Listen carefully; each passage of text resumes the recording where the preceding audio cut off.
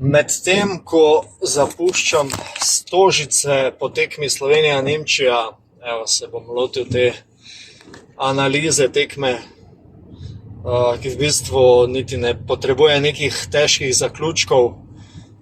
Bolj bi želel izpostaviti opažanja, za zaključke je še mnogo prezgodaj. Edini zaključek, ki bi ga na tem mestu želel dati, je, da smo odigrali spodoben prvi polčas, drugega pa še ne. Kar pa mislim, da ni popolnoma nič dramatičnega v tem delu priprav. To je bila prva pripravljalna tekma za Slovenijo, pa če sem prav slišal oziroma zasledil, so pa Nemci že kar nekaj časa skupaj. Hkrati je treba povedati, da so igrali brez Schröderja, Laudo, Moja, če sem malo zamešal zdaj tole ime, pa mogoče še kakšnega fanta, tako da ravno v popolni postavi niso bili, tudi mi pa še nismo bili tisti pravi oziroma daleč od tega. V glavnem, če so vam takšne analize všeč oziroma če se tako izrazim, če me radi poslušate, če imate radi košarko, vas prav lepo povabim, da se naročite na moj kanal, da skupaj kaj pokomentiramo in pa da ste čim prej deležni kakšnih highlightsov, javljanj iz tekem oziroma po tekem in vseh stvari, ki temu pritičajo. Zdajle poraz, mislim, da 103-89, če sem prav zasledil na koncu. Kot sem dejal, prvi polčas v redu, smo se še celo nekako nosili z njimi. So pa oni krepka, zelo dobra reprezentanca, mislim pa kaj se jaz govorim o svetovnih prvakih. In ko se jim bodo pridružili še Schröder in ostali, pa tudi Wagner, tale center je manjkal, sploh ne vem, če bo zraven na prvenstvu. Skratka, bodo strah in trepet, eni izmed glavnih favoritov zraven Srbije, kar pa za Slovenijo, mislim, da je to pa čisto realno. Ne moremo reči, da bomo neki glavni favoriti za medaljo, kljub temu, da imamo Luku Dončića, ampak imamo veliko več primanjkljajev, se mi zdi. Se pravim, ne bi zdaj še delal zaključkov, ampak opažanja. Začetek, Luka Dončić efekt. Kaj mislim s tem? Dvorana polna, nabito polna, to je lepo videti. Je pa to jasno, da so bili tukaj v veliki večini zaradi Luke Dončića, kar pa tudi razumem. In prvi polčas, zelo čvrsta košarka. Tudi nekaj živčnosti, moje nepotrebne, kar nekaj tehničnih osebnih napak. Mogoče bi tukaj kakšno komot izpustili, slovenski delilci pravice, takšen občutek smel, da prav vseh ne bi bilo potrebno dati, sploh ne. Pa vse je jasno, da se je Luka non-stop buni, to ima v krvi. Je tudi on je dobil, mislim, da je imel že 3 minute do konca prvega polčasa 4 osebne napake, od tega eno tehnično, torej. Potem tako je dobil še Prepelič in dosti prostih metov iz tega naslova, kar pač malo ubije ta ritem, pa tudi nek strah se dobi in v publiki in verjetno tudi v reprezentanci, da Luka ne bo dokončal niti prvega polčasa zaradi takšnih postranskih zadev. Je pa to spet ena zadeva, katero moramo mi sami delati, Slovenci.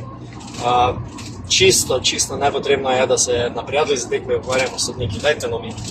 To je res brez veze. Igrajmo tiste neke sisteme, ki smo si zamislili na treningih in je to. Tukaj pa mogoče spet malo manjka trda roka, ali je to selektor ali kogarkoli drugega, da malo se udari po mizi in da se malo zadeva umiri. Ne rabimo zbezlaži na prvi tekmi, pa še to doma. Kot sem pa dejal, da ne zabredem še jaz preveč, zelo čvrsta tekma, prvi polčas, kakovostni bloki, res tu ni bilo popuščanja dobenega, ogromno pomoči z rokami, kar so sicer kar dosti dopustili sodniki in to mi je všeč, da se ni toliko prekinjala igra iz tega naslova.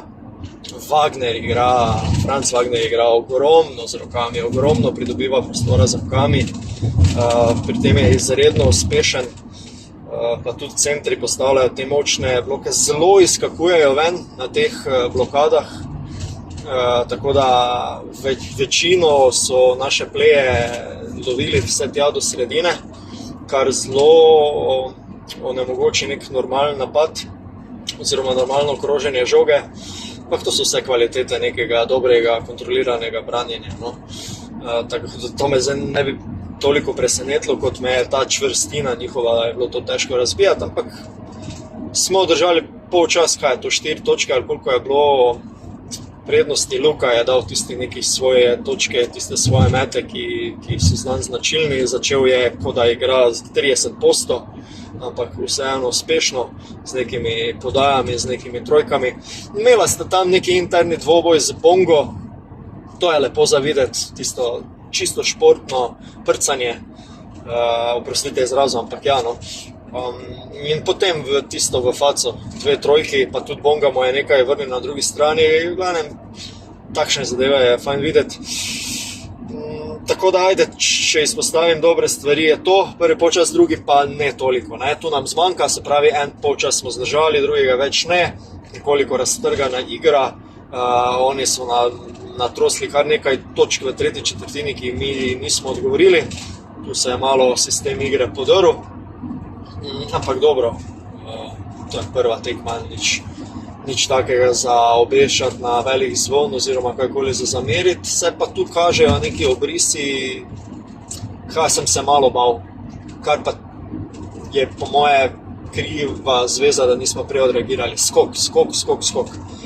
Težko zapirati z nizkimi igralci, Omić je izrazito visok, ampak je v bistvu sam z izkušnjami in pa veličino, ne, se pravi tudi Jurković tam, kaj ima 2,10, kar je seveda zelo spodobna centrska višina, ampak nima tiste moči, nima tiste izkušenosti, ne more toliko poriniti igralca ven, tako da so nas naskakali še pa še, z drugih, tretjih priložnosti so dali koše ali pa celo trojke, tako da na tem bo treba delati, ne vem pa kako.